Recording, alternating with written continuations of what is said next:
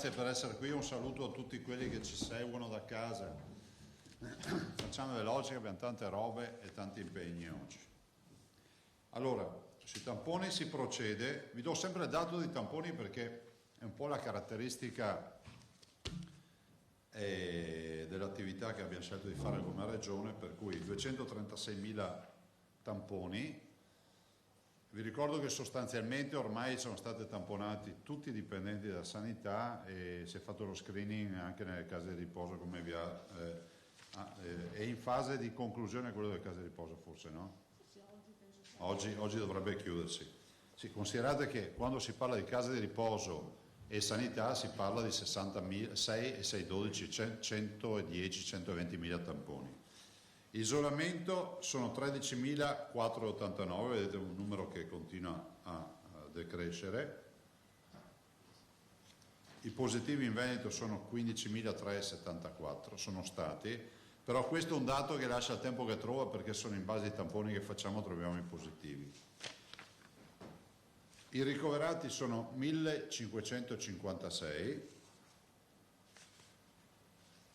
Se non ricordo male sono 7 di più di ieri, e terapie intensive siamo scesi sotto il fatidico 200, 197. I dimessi sono quasi 2.000 persone, più 4 e meno 4.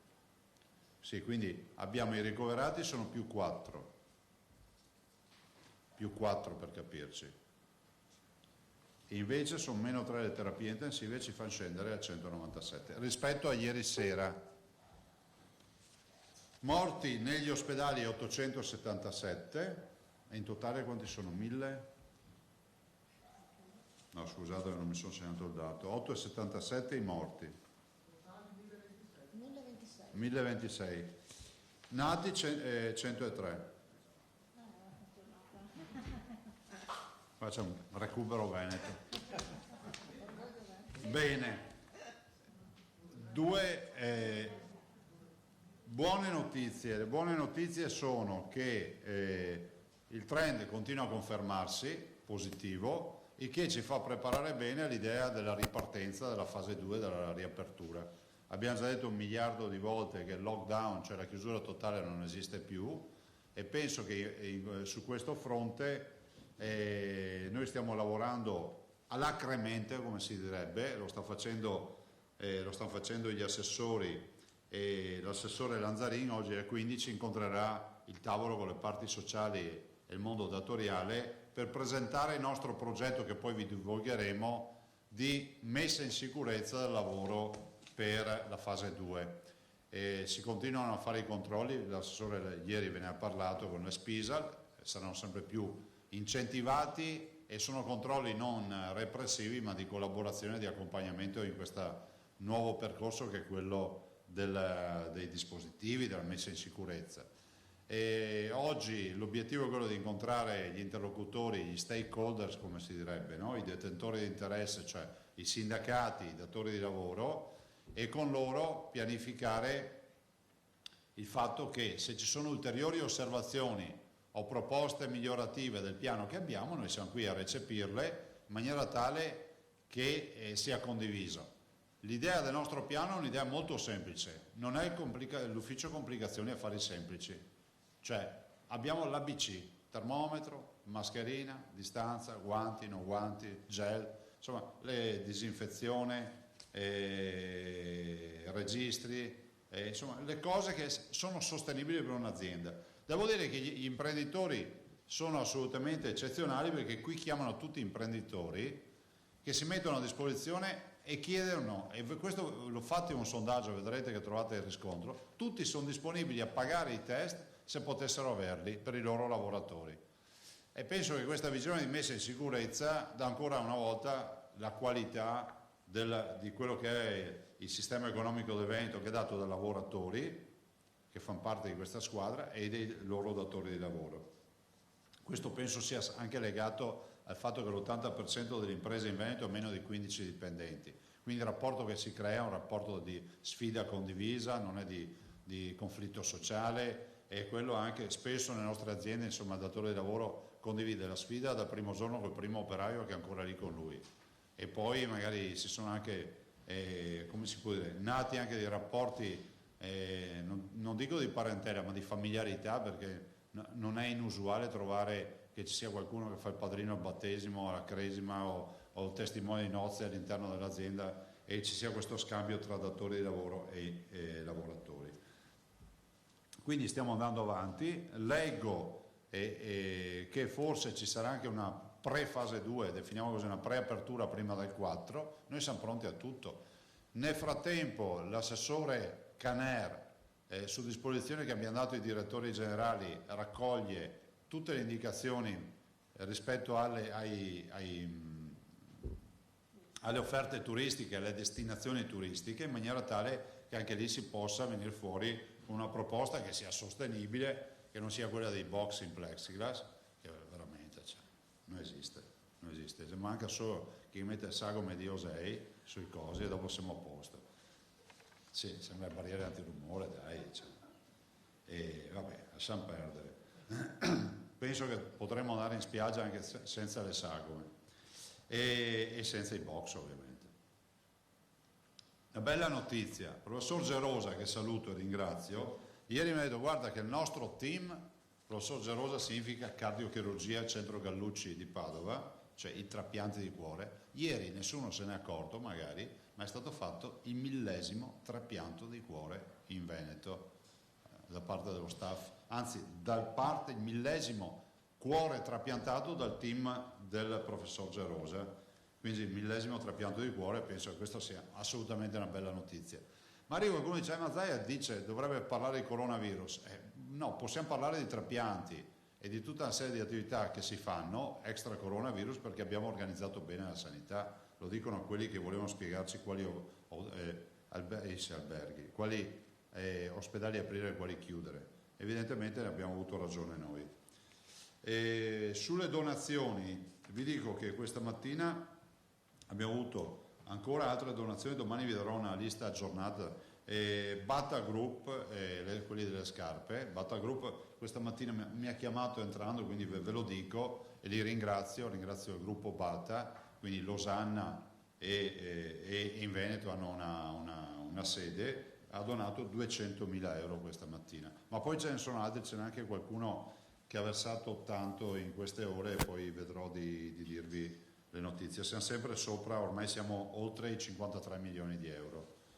Ovviamente io ringrazio tutti e spero che si continui, anche perché penso che forse prima un giornalista mi chiedeva: ma qual è, se dovesse fare una sintesi di questa storia, quale sarebbe? La sintesi per me è sempre rappresentata dal fatto che noi siamo stati comunità, lo siamo stati nel rispettare le restrizioni e invito ancora a rispettarle, perché ricordo sempre che la battaglia non è finita. Io mi preoccupo, guardate, a questo punto vi dico che la vera preoccupazione, anche ieri sono andato al supermercato e c'era un ragazzo senza mascherina. Cioè non è possibile non aver ancora capito che il tema della mascherina salva la vita. Quindi l'invito a utilizzare le mascherine, peraltro in un supermercato che forniva anche la mascherina all'ingresso, oltretutto, della regione, fra l'altro. E che magari, io capisco che c'è qualcuno che si diverte a fare i tutorial, far vedere che spegne il fiammifero, tutte queste robe qua. Se quel tempo lo spendessero a produrre mascherine, quelle buone come dicono loro, magari aiuterebbero qualcuno, no? Vabbè. E quindi vi dicevo, se ci sono donazioni noi siamo qui, quindi grazie ancora a tutti.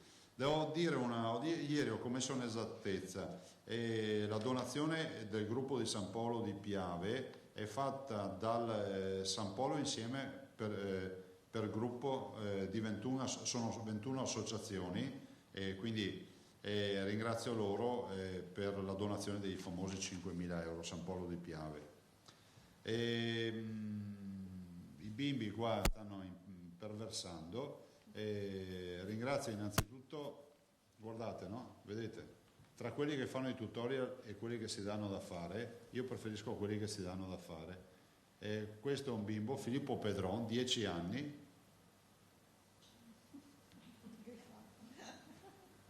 Questa si sente seria. Ha fatto la mascherina. e quindi ringrazio Filippo di 10 anni che mi ha dedicato, ha fatto questa mascherina. Saluto 4 bimbi, che sono Fabio, Diego, Davis e Elisa Gava, li saluto perché li ho visti tutti e 4 con la mascherina su, quindi ho detto bravi, da soli con la mascherina su, 4 bambini, il più vecchio avrà 10 anni, insomma bravi, vederli in giro con la mascherina da soli. Ringraziamo anche altri bimbi che ci scrivono. Ho dei disegni, mi hanno detto presento questo di Martina di 8 anni, ecco dai, così diamo soddisfazione anche a Martina, brava Martina. Li stiamo raccogliendo tutti i disegni, non escludo che si faccia una mostra, che si faccia qualcosa. Peraltro c'è un'azienda che ci ha anche chiamato per donarci tutte le cornici per incorniciarli. Quindi vede la solidarietà e la voglia di fare squadra dei Veneti. Sì, sulle incubatrici ringrazio. No, ma c'è una storia che adesso mi tocca dirvela. Ringrazio intanto Damiano che ci ha dato le 20 uova e tutta roba con diverse razze. Allora ringrazio i due fornitori, la Borrotto che ci è stata consigliata da Damiano e River System che giustamente avendo visto la TV ci ha mandato la sua incubatrice che, come si dice, la provvidenza. River System, noi abbiamo 2 incubatrici, ce ne bastava una fino a ieri. Ieri è arrivato un pacchetto via posta, dentro c'erano 10 uova azzurre di un bimbo che si chiama Ivan Bacher, che mi ha scritto di 13 anni, ha detto anch'io faccio nascere i pulcini, le mando 10 uova feconde di un incrocio che ho ottenuto io, per questo sono azzurre le uova. E quindi siamo curiosi di vedere cosa nascerà da queste 10 uova. Non se ne è rotta una nella spedizione, i complimenti alle poste, perché io non so come, lui le ha confezionate benissimo, perché oltre al contenitore delle uova ci ha messo la carta, quindi approfitto, non mettetevi a ridere, per dire non mandateci più uova. No, perché abbiamo le incubatrici piene, ma voi pensate che io lo dica? Noi siamo sommersi da offerte di uova, di anatre, di altre robe, e da parte dei bambini. A me spiace dire di no, però non abbiamo capacità, cioè avremmo ancora posto per quante uova abbiamo posto? 6 uova ancora, ne possiamo accettare 6 e basta poi. Quindi grazie a tutti i bambini che scrivono, abbiamo un popolo di allevatori, non lo sapevamo. E fra l'altro ci arrivano foto di appartamenti dove a fianco al divano c'è la micro incubatrice, una volta da boccia c'era il Tamagotchi, no? Adesso l'uovo è tornato quello non più digitale ma quello analogico, quello vero. Infine ringrazio anche un altro bimbo che ha fatto una grande opera, che è Alessio Campeol di 10 anni. Alessio Campeol che ha fatto un'opera strepitosa, questo bambino che si dedica agli altri a 10 anni, è andato a comprare 20 colombe con i suoi risparmi al supermercato e le ha mandate ai nostri sanitari dell'ospedale Covid di Vittorio Veneto. Quindi grazie ad Alessio Campeol. Io ho concluso, prima di passare la parola all'assessore Lanzarin che vi parlerà anche di un servizio che abbiamo messo in piedi, che ormai ha una decina d'anni, 2012, 8 anni, che è il servizio inoltre del quale poi vi parlerà, quindi è un servizio che abbiamo utilizzato anche per il Covid, per il coronavirus. Se avete domande, prego. L'ha anticipato già in realtà, parlando dei borsi in plexiglass, ma come si immagina le sue vacanze? Come immagina nella pratica? Senza box. Poi in spiaggia, ad esempio, distanza, poche persone, un po'. Guardate, immaginare quanto lo dico a una signora, è come quando ti fai la barba la prima volta, no? E parlo per i maschietti. La prima volta ti tagli, garantito, la seconda anche, la terza un po' di meno, poi fai la mano. Così vale per il coronavirus. Abbiamo capito quali sono i rischi e i pericoli. Adesso dobbiamo fare in modo di fare la rasatura perfetta senza farci male. Chiaro, no? Perché dico questo? Perché dico che non è che siccome la prima volta mi sono tagliato devo continuare a girare con l'emostatico, tutte le cose che servono. Dico che noi sappiamo che quello è un pericolo reale, di coronavirus si può morire, ma altrettanto vero che utilizzando le precauzioni, è ovvio che se gli ombrelloni sono distanziati, problema scema. Se mi alzo e vado in acqua non ho il problema. Se mi alzo e vado al chiosco mi metterò la mascherina, perché al chiosco ci sono delle persone che immagino saranno distanziate o resteranno, come accade per noi, fuori dal chiosco in coda. Oppure accadrà che magari per i bagni più piccoli, per gli stabilimenti balneari più piccoli o che si possono organizzare, ci sarà la chiamata magari per chi ha ordinato delle robe, o ci sarà magari il servizio sotto l'ombrellone, non ve lo so dire, però insomma ci adatteremo, ma noi dobbiamo tornare più forti di prima su sta partita qui, ne dobbiamo uscire. Ovvio che non bisogna abbassare la guardia, che non senta dire qualcuno dice Mazzei ha detto che è tutto finito, non è tutto finito, abbiamo 200 persone in terapia intensiva, ne abbiamo 1500 in ospedale e noi abbiamo ancora allestite tutte le terapie intensive, che sia chiaro questo. Comunque saranno vacanze, chiedo scusa ai colleghi, di prossimità, ci immaginiamo magari i barici nelle spiagge. No, non è che ce lo immaginiamo, auspichiamo che sia a chilometro zero, che sarebbe un bel sistema per dare ovviamente rispettando la libertà di tutti, ma immagino che se si può preventivare, anche magari uno dice vuoi fare il weekend, vuoi andare una giornata, va in montagna, va al mare, va al lago, va alle terme, va dove vuole, va nel Polesine e in tutti i posti che non ho ricordato e penso che sia il sistema migliore per aiutare la nostra economia. Io resto fiducioso del fatto che gli stranieri arriveranno, anche perché sapete, se è vero che la Germania riapre dal 4 in maniera importante, se è vero che noi ripartiremo, poi c'è tutto maggio, c'è tutto giugno e quindi tu arrivi in piena estate che hai già un ricordo di 2 mesi di libertà rispetto ai 2 mesi di quarantena. Cioè se domani mattina avessimo il 15 agosto è ovvio che sarebbe traumatica la storia, ma il 15 agosto fra 3 mesi e mezzo. C'era Massimo prima. Sullo stesso tema, qualcuno ha ipotizzato l'apertura delle scuole posticipate, uguale? Sì. Ecco, hanno già perso 4 mesi di scuole i ragazzini, cioè perso. No, personalmente io ve l'ho detto in tempi non sospetti, secondo me è un errore aprire le scuole. No? A settembre? Ah no, io no, parlavo... Qualcuno ha detto di aprire più avanti per la Spagna La stagione estiva. alla stagione estiva più lunga. Ah, sì. I ragazzi però teniamo conto che hanno avuto un mezzo anno scolastico, perché è vero che a casa studiano, però... Ma guardate, intanto ringraziamo i docenti, no? Tutti, per carità. Le scuole private hanno un'altra organizzazione, ma io voglio parlare delle pubbliche. Il pubblico funziona. Io incrocio ragazzi del pubblico che studiano, ve lo dico tutti i giorni, ma è bene ricordarla sta roba, perché non può passare l'idea, siccome abbiamo sempre questa passione di dire che gli altri sono sempre meglio, no? Che le macchine degli altri funzionano meglio, che la cucina degli altri è meglio, e poi alla fine tu vai a vedere i dati e la roba che funziona è la nostra.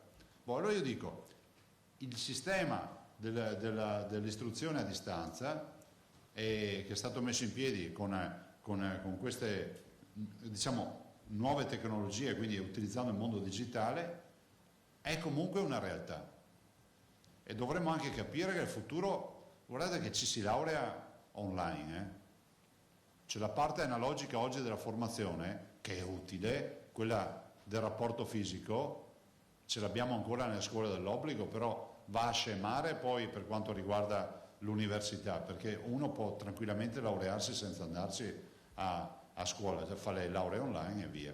Allora io dico che se si tratta di prorogare l'apertura per dare respiro al mondo del turismo, io sono d'accordo. Lo valuteremo col calendario, cercando anche di, come si può dire, di incastrare le diverse esigenze, perché vi ricordo che dall'altra parte ci sono dei genitori che devono gestire anche i figli, cioè che sia chiaro questo, perché non è proprio tutto così automatico. Perché c'è un po' questa abitudine di avere sempre una visione limitata quando c'è una soluzione di un problema. La visione è che ci sono anche delle gestioni familiari che vanno rispettate.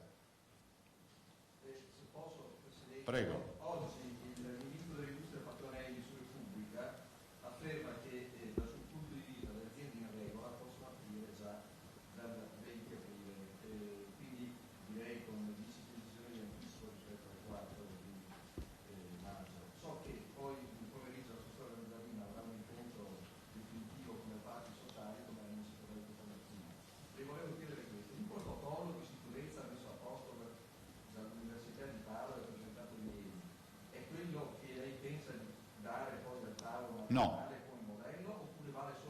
scusate, l'Università di Padova ha dato il suo contributo, lo ha dato Confartigianato, lo hanno dato i sindacati, cioè non vorrei che passasse, con tutto il rispetto, cioè, noi abbiamo un dipartimento della prevenzione diretto dalla dottoressa Russo, che è quella che ha fatto anche il piano famoso dei tamponi, ed è giusto riconoscere e rispettare il lavoro di tutti, anche le competenze di tutti.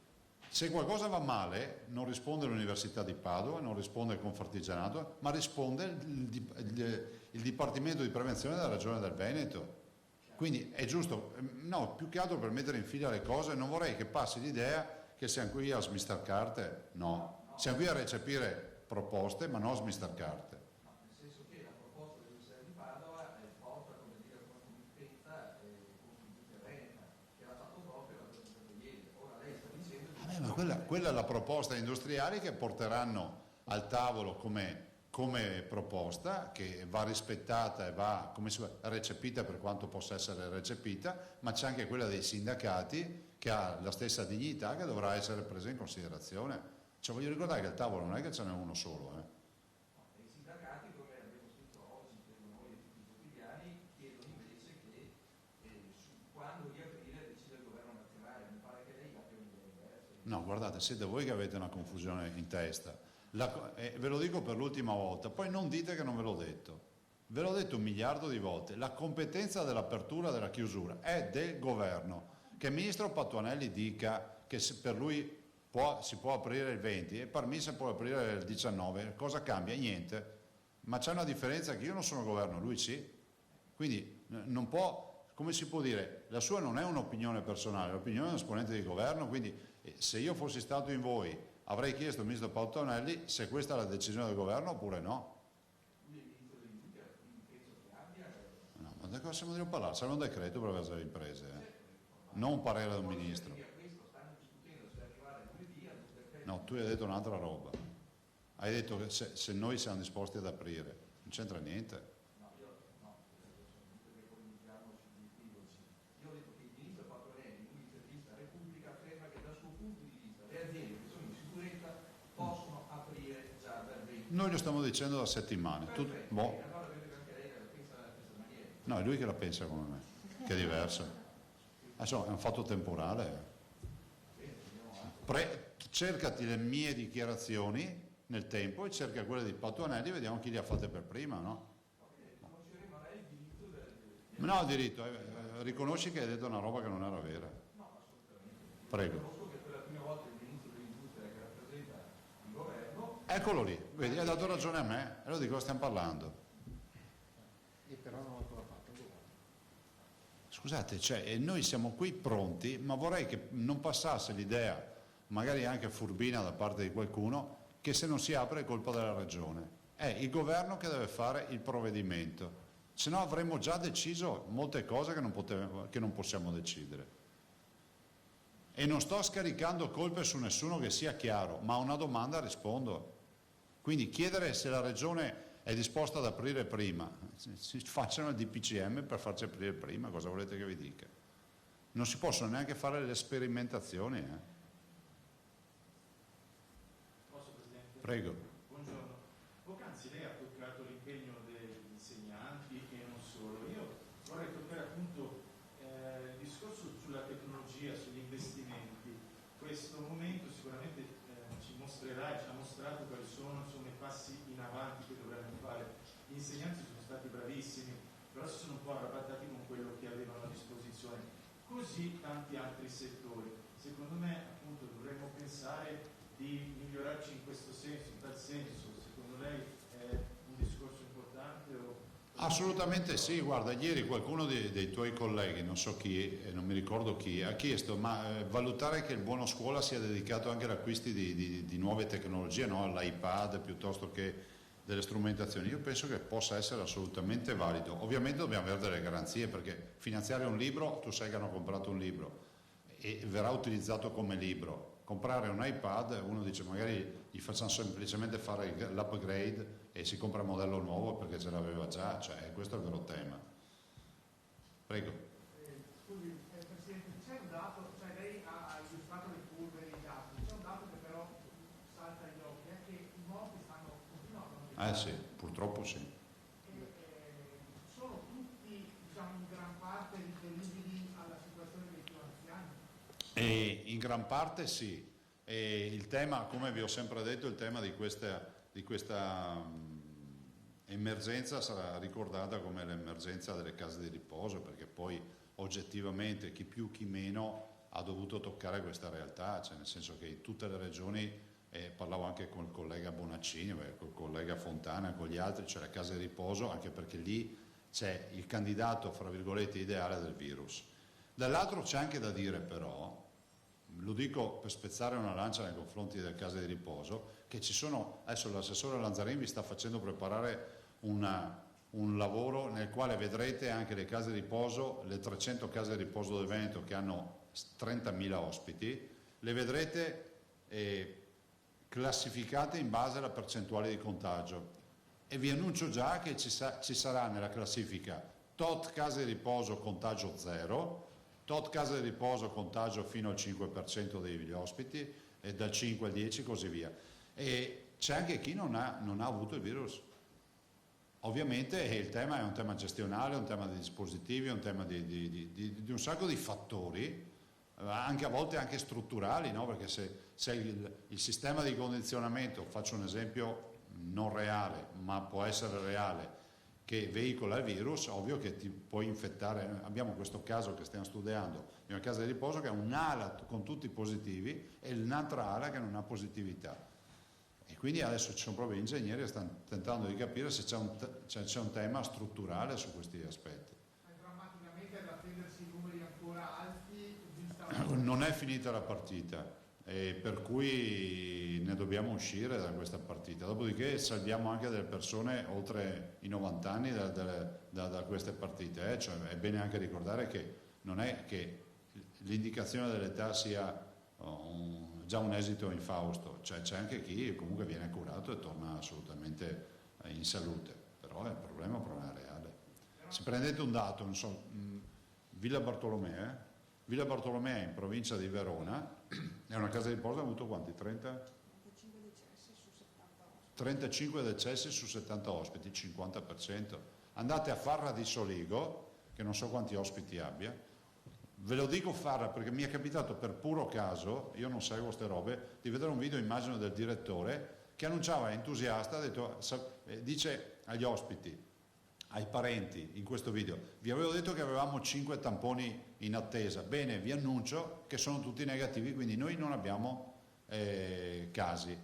E quindi secondo me estremo all'altro, cosa ci sia di mezzo, lo capiremo, cercheremo ovviamente di fare tutti gli approfondimenti per quanto ci compete a noi, poi ci sono tutte le altre realtà che faranno le loro verifiche.